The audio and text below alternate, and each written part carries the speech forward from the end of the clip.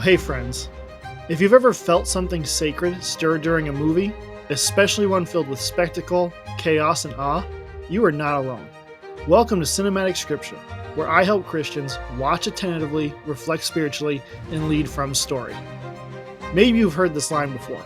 Dr. Ian Malcolm said, "They were so preoccupied with if they could, they didn't stop to think if they should." Now, this is a clever line, but it's not just a line, it's a caution. Because faith isn't just about trusting God's design, it's about respecting his power. And beneath the roaring dinosaurs and the broken fences of Jurassic Park, there is a holy warning worth paying attention to. What does it mean to play God? And will we accept the limits of human control?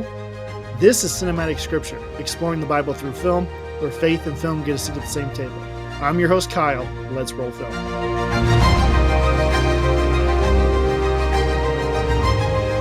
All right. So this is number 5 in my countdown of my top 10 films. And if you've been keeping track, this is the third Steven Spielberg film on the list. I do enjoy his films quite a bit. And it's not the last one. We got one more Steven Spielberg film. But that's for another day, because today we're here to talk about Jurassic Park. This is a fantastic film. It does a great job of setting up the tension immediately in the opening scene. And then the very next scene, it sets up the intention and the opposition. What's at stake in this story. And then we're introduced to the main characters. And it just does a fantastic job of setting up, of building up the tension and what's going on and establishing the characters before going all in on the premise of dinosaurs hunting humans. It's great. I love it. I think it's a fantastic film. And I think it does show why Spielberg is one of the best out there. Okay, he's one of the greats. So let's jump into Jurassic Park.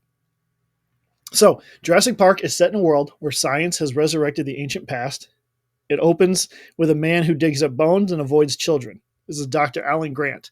He's brilliant, he's guarded, and he's deeply skeptical of technology. He's more comfortable digging up bones than he is with dealing with people.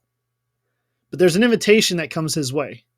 A billionaire who funds Grant's digs, Hammond, offers Grant a chance to see living dinosaurs. It's a dream wrapped in danger.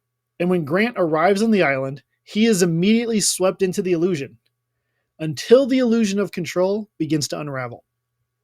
At first, Grant's goal is very professional. It's to evaluate the park. But when the power goes off, resulting in the dinosaurs escaping, something shifts. His quest becomes relational. He moves from observer to protector, from skeptic to surrogate. And he saves 2 children, Lex and Tim. And he attempts to lead them through Jurassic Park. Now, Lex and Tim, they're not just passengers in this story. They are catalysts for Grant, in a sense. They awaken something in Dr. Alan Grant that the dinosaur bones honestly never could.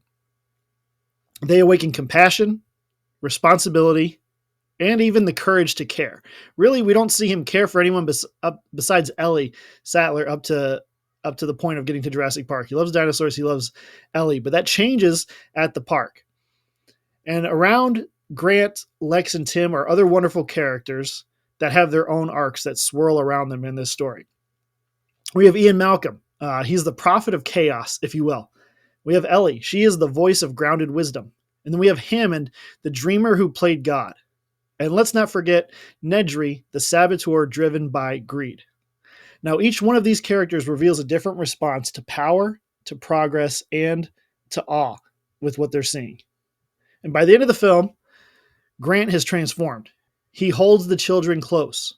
Ellie restores the power, and Malcolm survives to warn again, while Hammond watches his dream collapse, not in anger, but in a quiet surrender. See, if we were to look at Jurassic Park using our 5-step story structure, we would say this. The world.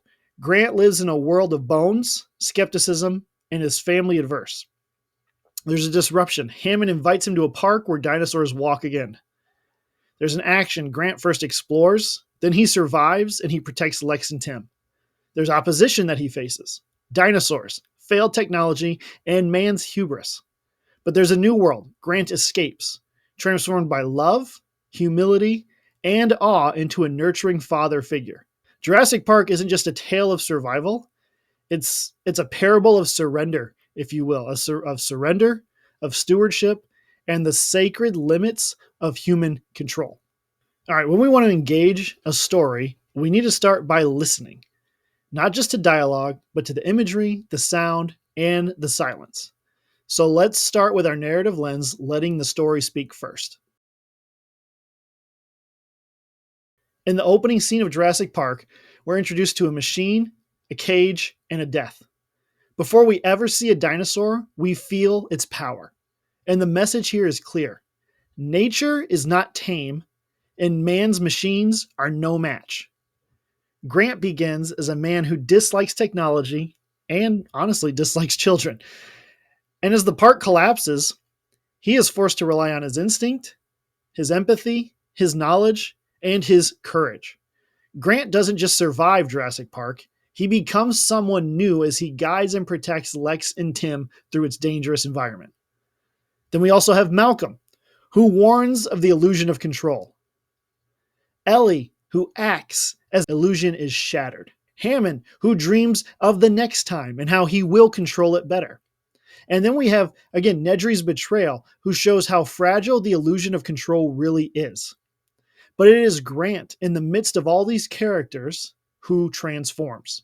And the story doesn't end with triumph. It's not a celebration that they've tamed the dinosaurs or put them back in their paddocks. No, it's a survival story, but it ends with tenderness as we see a man who once avoided kids, was you can almost say he despised them. He wasn't very nice to the kid in the beginning, but that was a teachable moment. But anyway, he didn't like kids, right? Now he holds them close as they rest. He has become their protector. And this film, Jurassic Park, it invites us to consider that maybe the control we think we have is actually an illusion. And maybe, just maybe, awe is meant to humble us.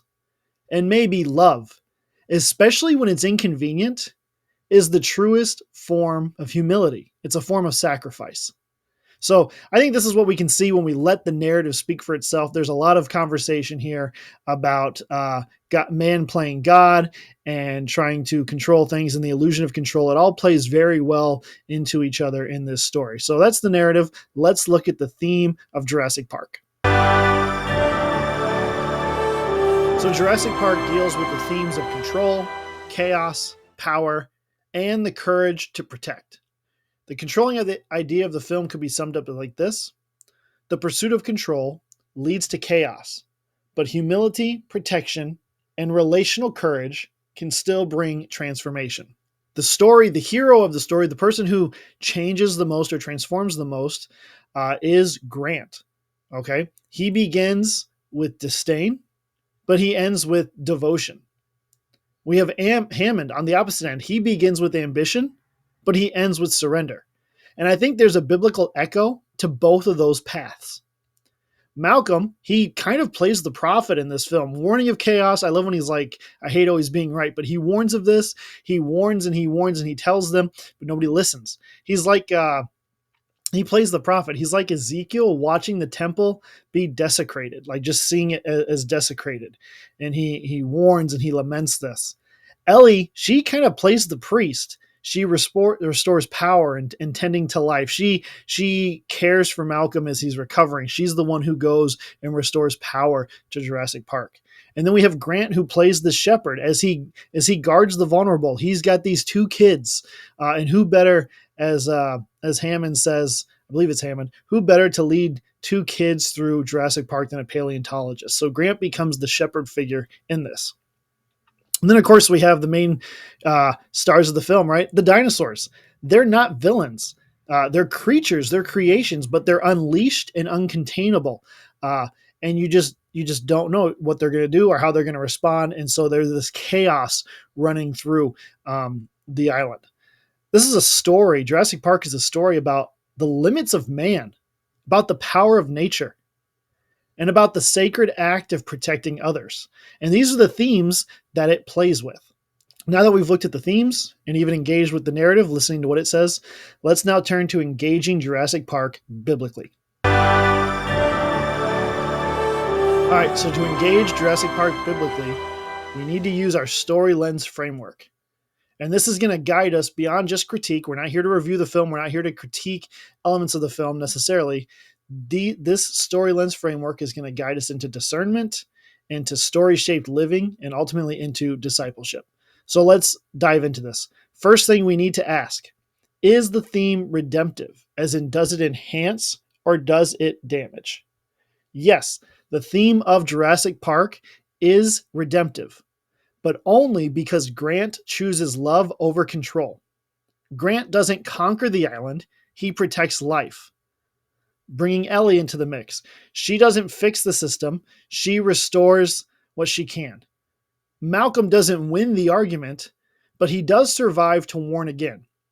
Each of these three characters, Alan, Grant, Ellie Sattler, Ian Malcolm, they reject the illusion of control that Hammond's trying to present. They reject the illusion of control, and instead they choose to protect, to fix, and to guard what they can. They are the ones who, before going on the tour, warn of the dangers of what is being attempted at the park. They are the ones who navigate it to protect the vulnerable and to make it out alive. And while Grant is the main character who changes over the course of the story, all three of these characters exemplify the redemptive theme because they overcome the temptation of control and power. So this first question, is the theme redemptive? Does it enhance or damage? I would argue it enhances. It is redemptive because they overcome the temptation and they win out. If it went the other way, it'd be a different conversation, but it didn't. So then the next thing we need to look at in our story lens is, what realm is the story set in? Jurassic Park, it moves in the realm of darkness. The park is a false Eden. It's engineered, it's curated, but ultimately it's doomed. And we see that because Nedry's betrayal, it cracks the illusion. The fences fall and the powers die. But even though that happens, something human awakens in Grant. But it's lived out in this realm of darkness, of death, of chaos, of curated illusional control. That's the realm it sits in. So then we have to ask the third question. What does the film communicate? Does it communicate truth or lies? Well, it tells a hard truth, one that's wrapped in spectacle and in roars.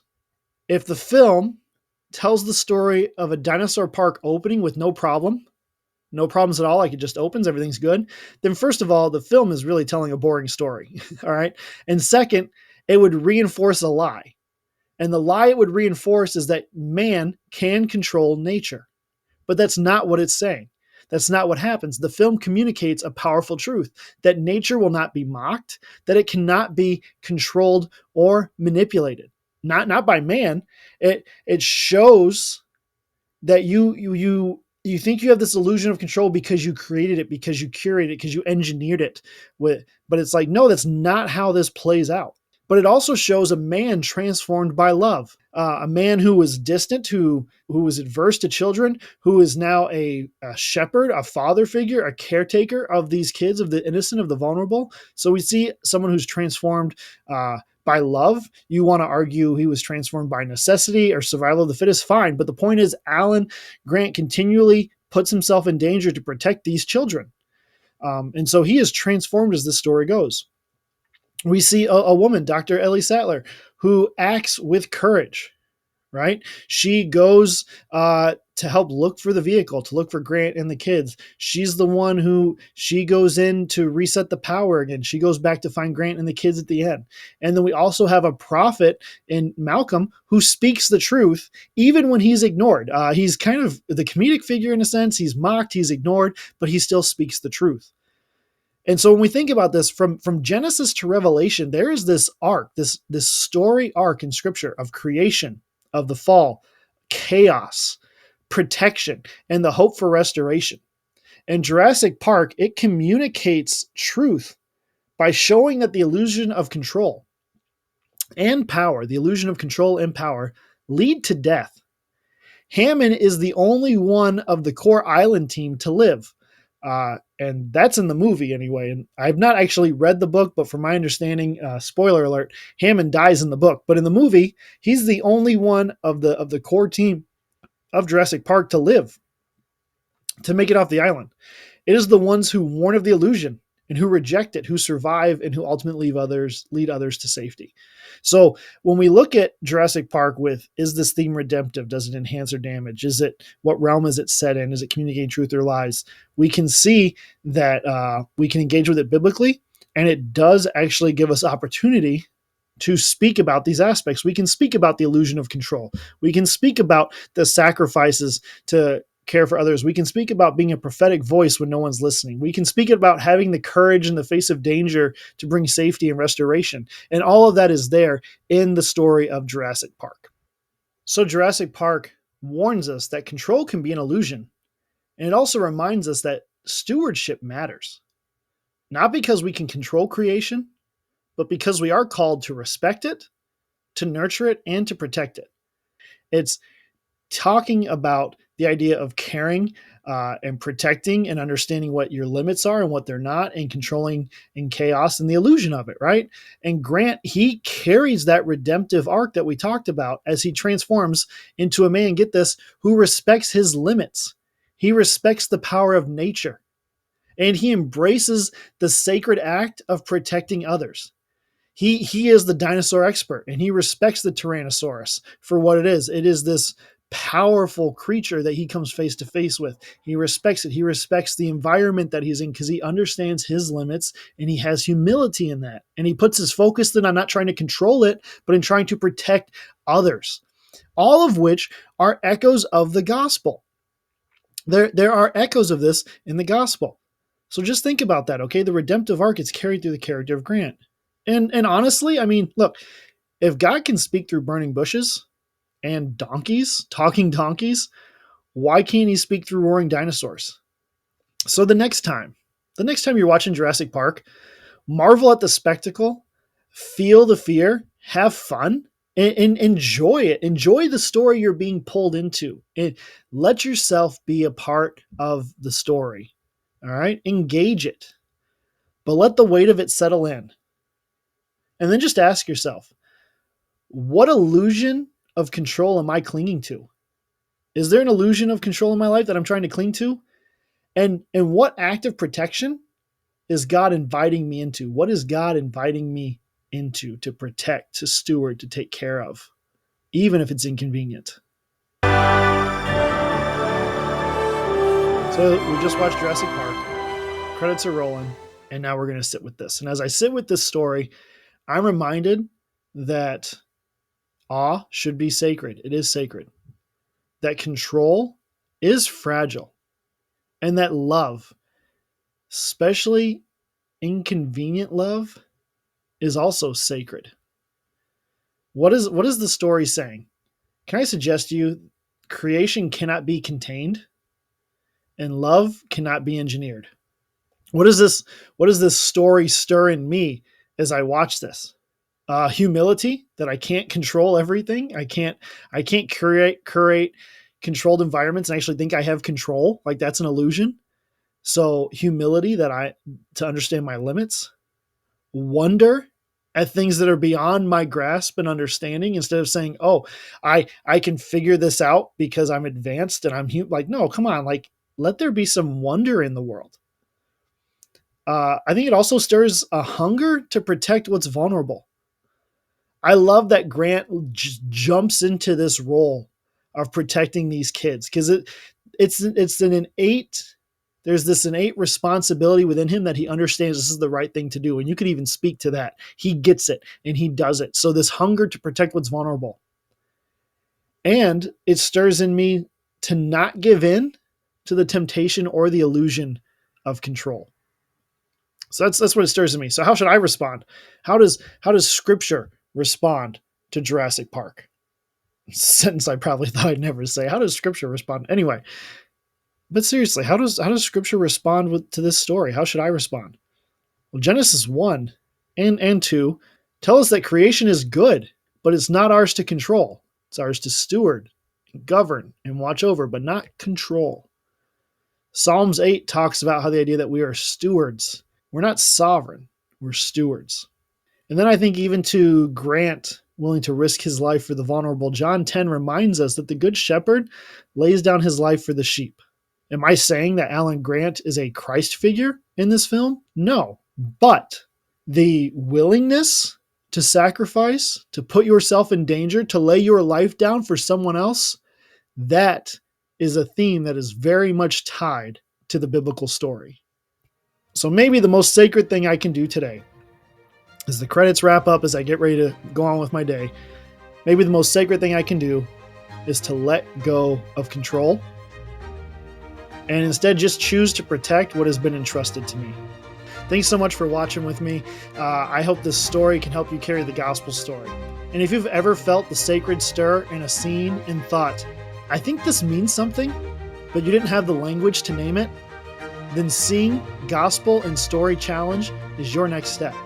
This is a 3-day journey where I help you see story as sacred, interpret story with gospel clarity, and engage culture with spiritual presence. Spots are limited and the next challenge begins soon. So go to cinematicscripture.mykajabi.com/gospel in story to reserve your place. You'll find the link in the description below. Because story doesn't just stir, it sends. And the challenge, this 3-day challenge, is your next step into sacred clarity. And if this episode stirred something in you, drop a comment. Let me know what surprised you, what resonated with you, and what you felt in the sacred aspects of this story. Share it with a friend. Consider leaving a review. It helps others find the channel. If this is your first time here, welcome to the table. There is so much more story to explore. Until next time, I'm Kyle. This is Cinematic Scripture.